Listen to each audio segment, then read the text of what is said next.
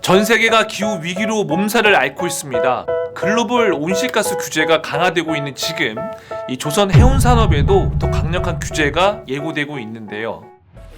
그래서 국제해사기구 IMO가 2008년을 기준으로 2050년에는 무려 100%, 그러니까 제로로 만들겠다는 목표를 제시를 한 겁니다.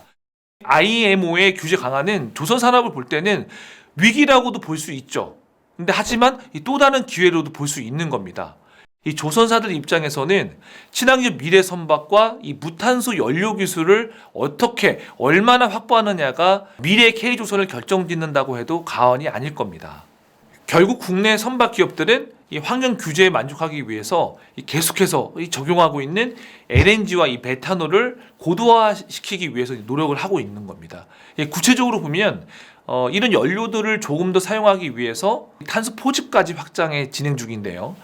단기적으로 또는 중기적으로 보면은 이 암모니아 실증 성비까지 이제 완료해서 탄소 중립 연료인 암모니아, 수소, 액체 수소까지 준비를 하고 있습니다. 또 미래에는요, 이 원자력까지 적용하기 위해서 기술력을 축적하고 있다고 합니다. 근데 여기서 잠깐, 여러분, 지난해 5월 기준에서 LNG 운반선 야드별 수주 잔량 세계 1위를 기록한 회사가 어딘지 아십니까? 바로 우리 경남 거제에 있는 삼성중공업입니다.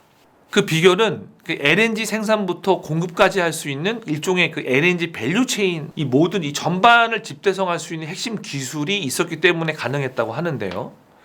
그러니까 쉽게 말해서 LNG와 관련된 모든 걸 만든다고 보면 됩니다. 그러니까 먼저 이 부유식 전형가스 생산 액화 저장 설비인 LNG FPSO 선박은 LNG를 분리하고 처리하고 액화시켜서 저장하고 선적하는 이 기능을 담당을 합니다.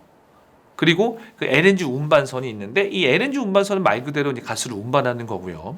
그 다음에 LNG를 연료로 하는 추진선하고 그 다음에 LNG FSRU, 그러니까 부유식 천연가스 저장 제기화 설비가 있습니다.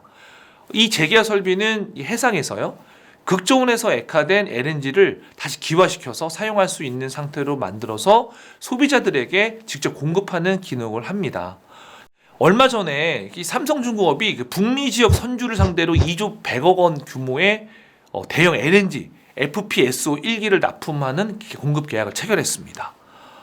이번 수주 성공으로 삼성중공업은요, 전 세계 FLNG 건조 물량의 70% 이상을 수주해서 해양 플랜트 분야 1위 자리를 다시 한번 공고했다고 합니다.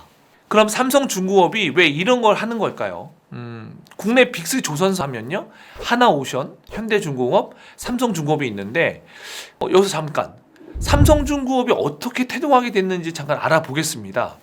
이 삼성이요, 정부의 중화학공업 육성 정책에 부응하기 위해서 1974년도에 삼성중공업을 설립하고 창원 기계공장을 건설하는 데 이어서 우진조선이라는 기업을 인수를 하고요, 거제 조선소를 건설하면서 1980년대 초까지 이 종합 중공업 메이커 탄생 기반을 마련하게 됩니다.